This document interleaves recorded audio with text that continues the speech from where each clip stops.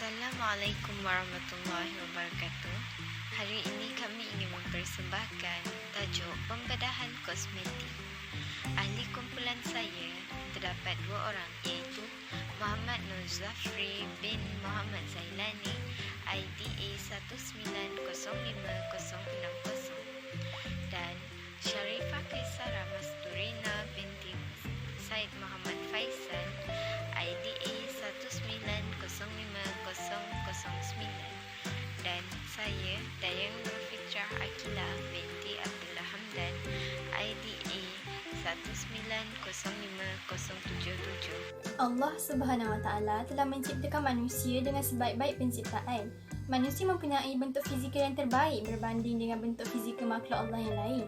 Tetapi terdapat manusia yang tidak berpuas hati dengan rupa dan bentuk yang telah Allah ciptakan untuknya. Manusia sebegini sebahagiannya akan mengubah bahagian-bahagian tubuh badannya melalui pelbagai cara bagi memperoleh bentuk tubuh yang memuaskan hatinya. Di antara cara untuk mengubah ciptaan Allah yang dilakukan oleh manusia ialah melalui pembedahan kosmetik. Pembedahan kosmetik akan kami bincangkan dengan lebih lanjut di sepanjang video ini. Jadi, apakah itu yang dimaksudkan dengan pembedahan kosmetik? Pembedahan kosmetik boleh ditakrirkan sebagai sebuah perubatan yang unik yang difokuskan pada peningkatan penampilan melalui teknik pembedahan atau perubatan. Pembedahan kosmetik boleh dilakukan di semua bahagian kepala, leher dan badan. Biasanya bahagian yang dibuat pembedahan kosmetik itu berfungsi dengan baik, tetapi mereka merasakan bahagian-bahagian tersebut kurang menarik perhatian sehingga bertindak menjadikan pembedahan kosmetik sebagai satu-satunya pilihan. Rata-rata manusia, terutama kaum wanita, merasakan tekanan untuk kelihatan simetri, mempunyai kulit yang halus dan langsing di tempat-tempat tertentu. Jikalau seseorang kelihatan terlalu kurus, akan disamakan dengan tiang, dan jikalau seseorang itu terlalu besar, akan dianggap tidak mengamalkan penjagaan diri yang sepatutnya. Namun, alangkah indah jikalau seseorang itu mengetepikan segala perspektif negatif itu dan belajar menerima dan mencintai bentuk fizikal yang dikurniakan oleh Allah kepada kita. Jadi, apakah hukum melakukan pembedahan kosmetik menurut Islam? Pembedahan yang dilakukan tanpa sebarang sebab yang munasabah adalah haram.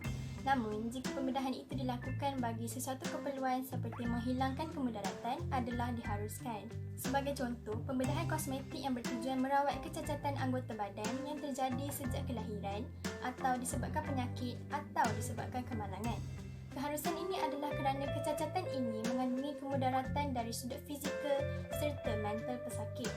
Malah, turut ada pesakit yang mengalami kecacatan anggota sehingga terhalang dari mendapat manfaat dari anggotanya yang cacat itu. Kesemua sebab ini merupakan alasan yang kuat bagi mengharuskan pembedahan kosmetik ini dari terjadi. Bagaimana pula dengan pembedahan yang bertujuan semata-mata untuk menambah kecantikan atau mengekalkan keremajaan pula? Hukum untuk pembedahan sebegini adalah haram.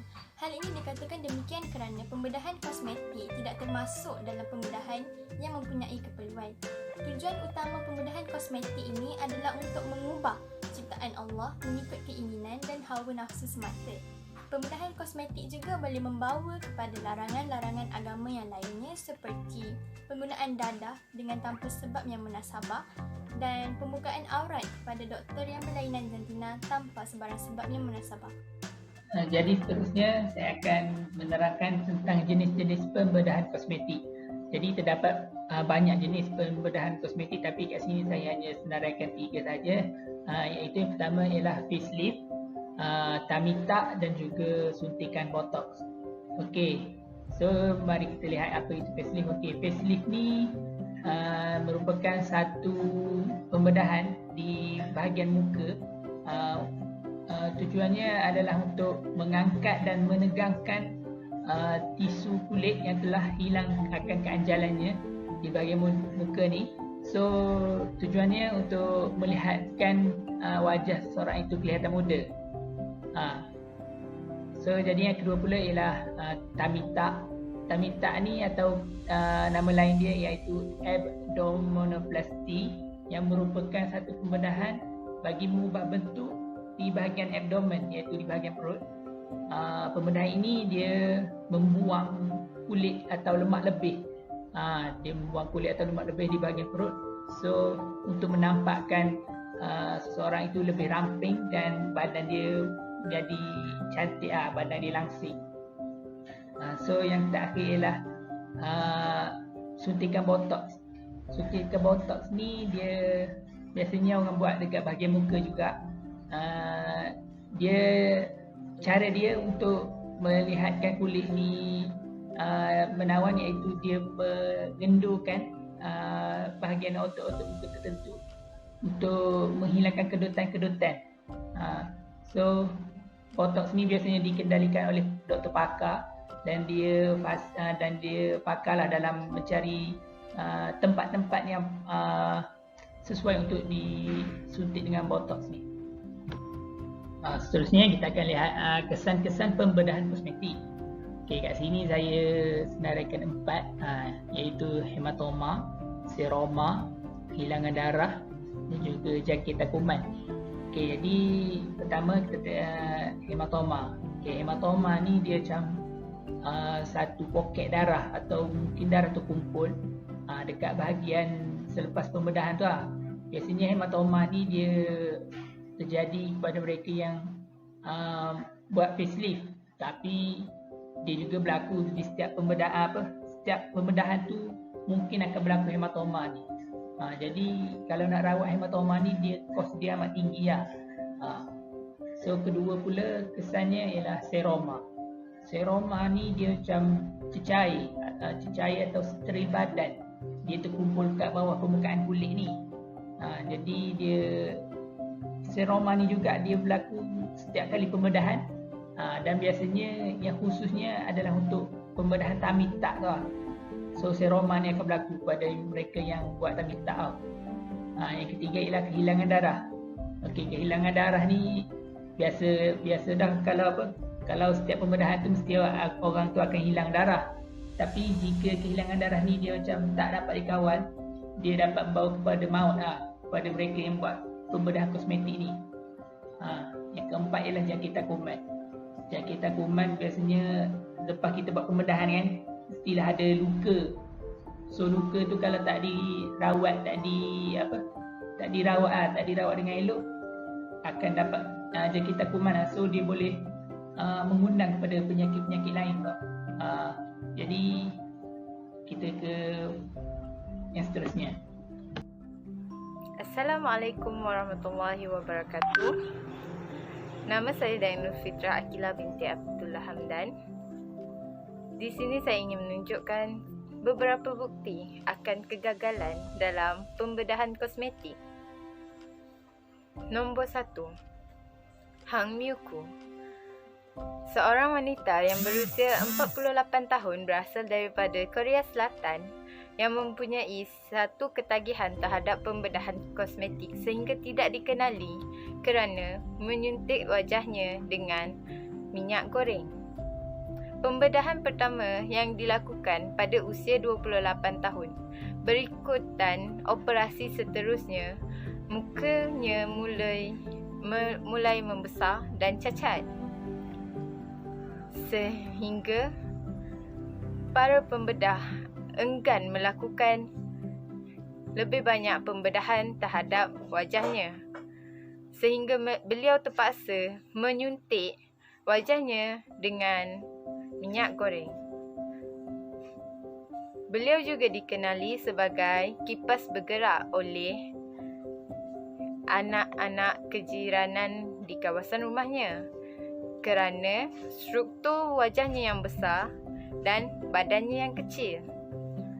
Kisahnya mulai diketahui umum melalui televisyen dan para penonton memberi sumbangan kepadanya untuk mengecilkan semula wajahnya. Nombor 2. Jocelyn Wildenstein. Diketahui melalui akhbar The Bride of Wildenstein. Jocelyn Wildenstein membelanjakan hampir $4 juta untuk pembedahan kosmetik selama bertahun-tahun. Pada akhir 70-an, Jocelyn Wildenstein merupakan seorang wanita yang cantik dan mempunyai 2 orang anak kandung serta suami peniaga seni yang amat kaya. Namun, perkahwinannya menemui titik noktah apabila Jocelyn Wildenstein menemui suaminya curang bersama seorang model Rusia yang membuatkan dia memutuskan untuk melakukan pembedahan kosmetik untuk mendapatkan cinta suaminya kembali walaupun telah ditinggalkan oleh suaminya. Nombor 3, Michael Jackson. Seorang penyanyi yang dikenali kerana tarian moonwalk-nya. Beliau didakwa menjalani 10 prosedur pembedahan terhadap hidungnya. Nombor 4, Peter Burns. Bekas penyanyi band British Dead or Alive yang popular dengan lagu berjudul You Spin Me Round Like a Record mempunyai suntikan polyacrylamide yang luas di bibirnya bersama dengan implan pipi. Beberapa pembentukan semula hidung dan banyak tatu. Pada awal 2006, Peter mendedahkan bahawa dia telah menghabiskan hampir semua wang simpanannya pada 18 bulan pembedahan rekonstruktif selepas prosedur di bibirnya menemui kegagalan. Nombor 5, Dennis Avner, yang juga dikenali sebagai Catman atau nama Amerika aslinya Stalking Cat, telah menjalani pembedahan yang luar biasa untuk kelihatan seperti haiwan totemnya, iaitu seekor harimau, pengubah suaian termasuk tatu yang luas, implan transdermal untuk membolehkan misai tumbuh, implan subdermal untuk mengubah bentuk muka dan pembentukan gigi untuk menjadikan kelihatan seperti gigi harimau. Nombor 6, Eric Sprague. Dilahirkan pada tahun 1972. Eric Sprague adalah salah seorang manusia terawal yang mempunyai lidah berpecah dan di sesetengah khalayak dilihat bertanggungjawab sepenuhnya terhadap populariti pengubah suaian tersebut. Lelaki berusia 37 tahun ini telah mengubah dirinya menjadi reptilia melalui proses mencacah tatu selama 700 jam, 5 tanduk teflon yang ditanamkan di bawah kulit keningnya, memalsukan giginya menjadi taring tajam, bifurasi lidahnya dan peregangan septum serta telinga. Nombor 7, Amanda Lepore. Pernah menjadi seorang lelaki muda yang tersangat miskin. Pembedahan tidak terkira Amanda Lepore telah menjadikan salah seorang daripada transseksual yang paling terkenal di dunia. Dia menjalani pembedahan plastik pertama pada usia 15 tahun. Menukar jantina pada tahun terakhir sekolah menengahnya dan pembedahan yang tidak terkira banyaknya selepas itu. Kesimpulannya di sini, kita hendaklah bersyukur dengan apa yang telah Allah berikan kepada kita. Laqad khalaqnal insana fi ahsani taqwim. Sadaqallahul azim. Sesungguhnya kami telah menciptakan manusia dalam bentuk yang sebaik-baiknya. Allah telah menciptakan kita sebagai manusia sesempurna makhluk. Jadi kita hendaklah bersyukur dengan apa yang telah diberikan oleh Allah kepada kita.